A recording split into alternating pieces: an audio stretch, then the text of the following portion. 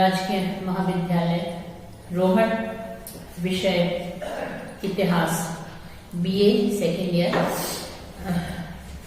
आज हम लोग नेपोलियन के पतन के कारणों पर प्रकाश डालेंगे।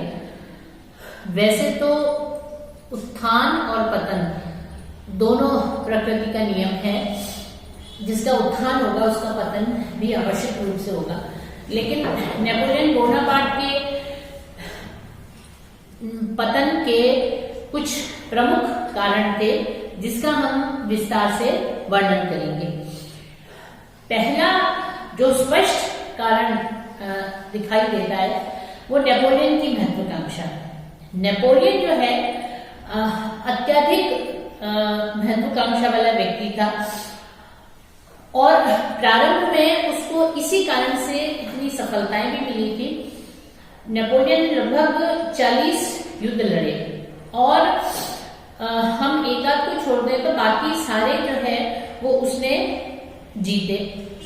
लेकिन जीतने का श्रेय भी जो है वो उसने अपने ऊपर भी सारा श्रेय जो है उसने खुद ने भी लिया, जबकि जीत का श्रेय सेना नायकों और सैनिकों का भी उसमें योगदान होता है। लेकिन नेपोलियन ने जो है वो सब कुछ जो है वो केंद्रित कर दिया और उसने एक महान योद्धा कहलाने के लिए जो है निरंतर युद्ध किए। फ्रांस की सेना को जो है युद्धों में एक तरह से झोंक दिया और उससे ये हुआ कि फ्रांस के लिए नित्य नए नए शत्रु जो है वो उत्पन्न होने लगे।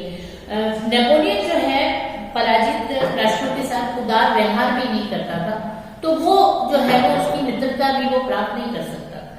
तो जैसे जैसे वो युद्ध लड़ता गया उसकी विजय गाथा जो है वो बढ़ती गई, लेकिन दूसरी तरफ जो है उतने ही उसके शत्रु भी बनते गए।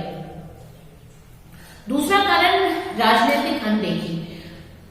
जब नेपोलियन ने सत्ता हस्तगत की थी तो उसने जो है वो सभी क्षेत्रों में सुधार किया था, लेकिन जैसे जैसे उसकी शक्ति बढ़ती गई और वैसे वैसे जो है वो उसकी व्यक्तिगत जो है वो काबिलियत घटती गई।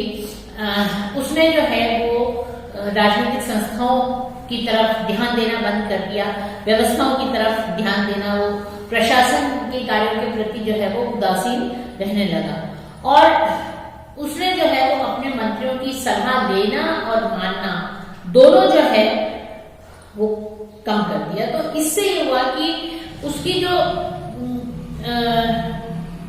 योग्यताएं थी वो धीरे धीरे कर शिथिल होने लगी और उसको जो है वो विलासप्रिय जीवन जो है वो ज्यादा पसंद आने लगा। तो जो सेना नायक अपने असाधारण योग्यता से जो है वो बड़े बड़े युद्ध जिसने जीते, वो अधिनायक बनने के बाद जो है वो उसके अंदर वो सारे गुण धीरे धीरे कर लोप होते गए। फिर एक और कारण नेपोलियन के पतन का इसकी चारित्रिक दुर्बलताएं भी हम मान सकते हैं, क्योंकि नेपोलियन क्रोधी स्वभाव का व्यक्ति था। उसको बहुत जल्दी क्रोध आ जाता था और वो जो है आक्रमण करने के बाद जिन राज्यों को जीतता था उन राज्यों को जो है वो उदार व्यवहार उनके साथ नहीं करता। अगर पराजित राजा के साथ उदार व्यवहार किया जाए तो वो शत्रु की बजाय मित्र बन जाता। लेकिन नेपोलियन जो है वो ऐसा नहीं था, बहुत ही जिद्दी स्वभाव का व्यक्ति था और पराजित करने के बाद वो उस राज्य से हट जाने के रूप में बहुत पैसा लेता था, वहां के शासक को भी अपमानित करता था और वो खुद को ही एकमात्र योग्य व्यक्ति जो है वो समझता था। ऐसे करके धीरे धीरे करके नेपोलियन का जो है यूरोप में विरोध भी बढ़ता गया। फिर एक स्पष्ट कारण नेपोलियन का और था पतन का, वो ये था कि नेपोलियन ने अयोग्य व्यक्तियों को, जो कि उसके रिश्तेदार होते थे, उनको उच्च पदों पर आसीन कर दिया। जैसे उसने अपने भाई जेरोम को वेस्टफेलिया का शासक बना दिया, एक भाई लुई को हॉलैंड का शासक बना दिया और तीसरे भाई जोसेफ को स्पेन का के सिंहासन पर बिठा दिया। फिर उसने अपनी माँ को जो है वो राजमाता का दर्जा दिया। फिर उसने अपनी बहनों को भी, बहन कैरोलिन का विवाह अपने सेनापति मूरा से करवाया और मूरा को नेपल्स का राजा बना दिया। तो इस तरीके से पूरे यूरोप में हस्तक्षेप कर कर उसने जो है अपने रिश्तेदारों को, भाइयों को, बहन को, सबको ऊंचे पदों पर बिठा दिया। इससे जो है वो उन स्थानों पर विद्रोह होने लगा। जैसे स्पेन में जब नेपोलियन ने अपने भाई जोसेफ को स्पेन का राजा बनाया तो स्पेन के अंदर विद्रोह खड़ा हो गया। तो ये सारे जो नेपोलियन के कृत्य थे ये अदूरदर्शिता भरे थे। उसको जो है वो यूरोप के दूसरे राज्यों में इस तरह का हस्तक्षेप करने का कोई अधिकार नहीं था, और वहां के शासकों को हटाकर अपने रिश्तेदारों को बिठाना जो है वो वहां पर उन विद्रोह का कारण बना। फिर एक और जो उसको पतन की ओर ले गया अपने नेपोलियन को, वो इसका अधिनायकवाद था। नेपोलियन जो है वो बहुत निरंकुश शासक था। उसने जो बात कही थी कि लोगों के लिए, लोगों के अधिकार के लिए, वो उसने कुछ भी नहीं किया। सत्ता हस्तगत करने के बाद जो है, क्योंकि निरंकुशता जो है वो भय उत्पन्न कर सकती है, लेकिन वो लोगों की निष्ठा और समर्थन जो है वो नहीं ले सकती। तो नेपोलियन की निरंकुशता से जब तक उसने जो है वो अपने ताकत से उसको बनाए रखा, लेकिन धीरे धीरे कर जो है ये सब विघटन जो है वो प्रारंभ हो गया।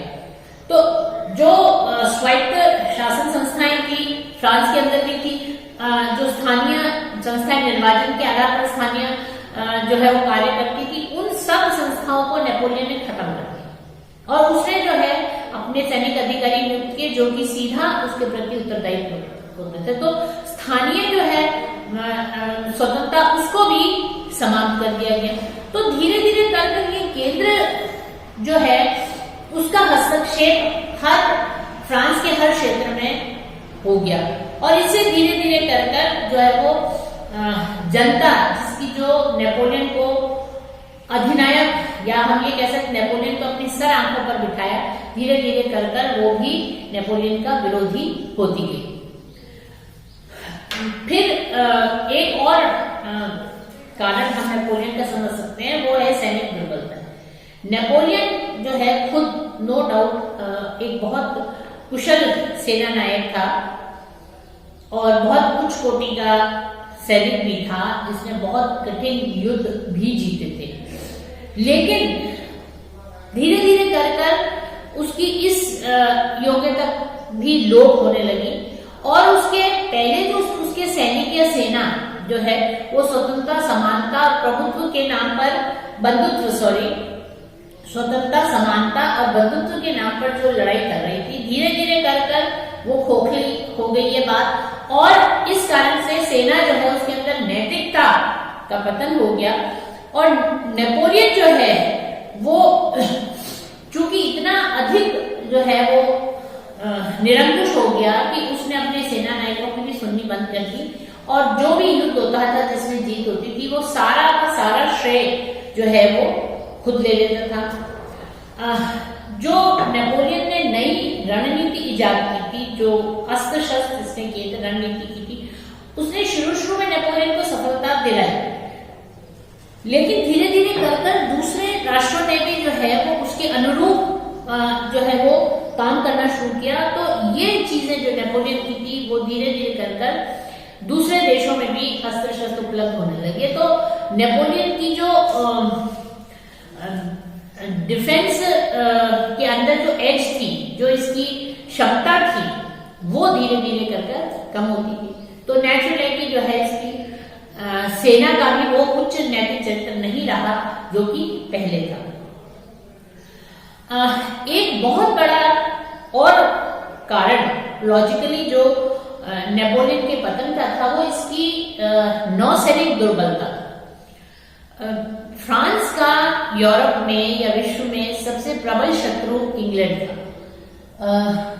थल सेना में तो नेपोलियन को अजय माना ही जाता था और उसने बहुत सारे युद्ध भी जीते, लेकिन नौसेना फ्रांस की कमजोर थी और इंग्लैंड जो है उसका जहाजी बेड़ा बहुत शक्तिशाली था। तो इंग्लैंड जो है वो सागर पर जो है वो राज करता था और नेपोलियन जो है वो इंग्लैंड को परास्त नहीं कर पाए। ये एक बहुत बड़ा कारण था। नेपोलियन की जितनी भी योजनाएं थी उनको असफल करने का श्रेय भी जो है वो इंग्लैंड को जाता है। तो बहुत बार कोशिश की नेपोलियन ने अपनी नौसेना के साथ जो है वो युद्ध करने की इंग्लैंड में, लेकिन इंग्लैंड की नौसेना ने हमेशा फ्रांस की नेवी को परास्त कर दिया। फिर महाद्वीपीय व्यवस्था भी इसके पतन का कारण बनी। महाद्वीपीय व्यवस्था के कारण जो इसने राज्यों के दूसरे राष्ट्रों के ऊपर जबरदस्ती प्रतिबंध लगाया वो इंग्लैंड ने जो है वो समाप्त कर दिए।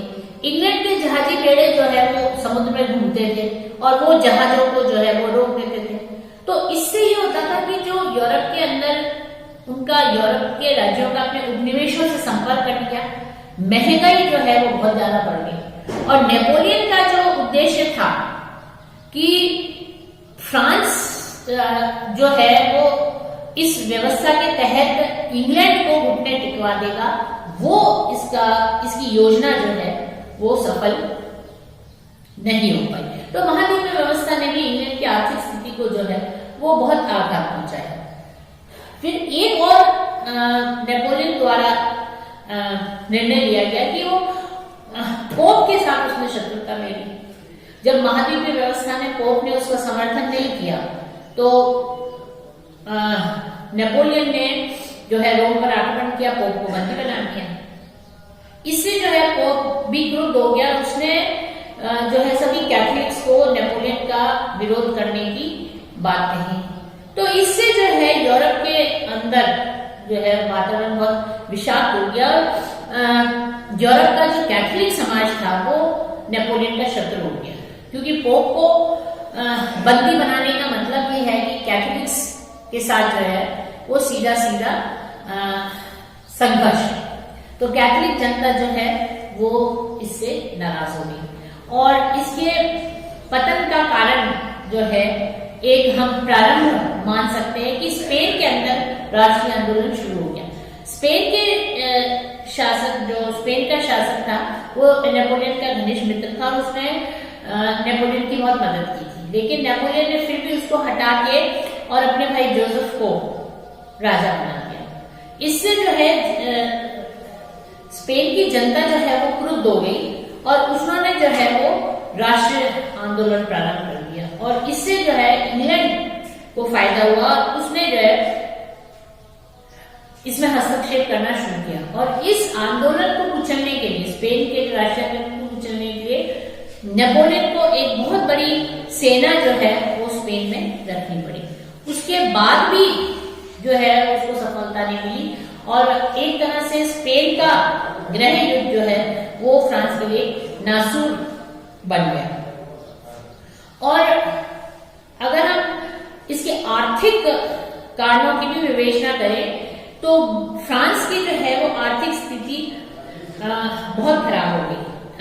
इसमें कोई संदेह नहीं है कि नेपोलियन के सुधारों से फ्रांस की आर्थिक स्थिति जो है वो सुधरी, लेकिन उसके बावजूद जो है वो जो लगातार नेपोलियन ने युद्ध किए और दूसरा जो कॉन्टिनेंटल सिस्टम था या महाद्वीपीय व्यवस्था जो इसने लागू की, उससे फ्रांस को बहुत नुकसान हुआ।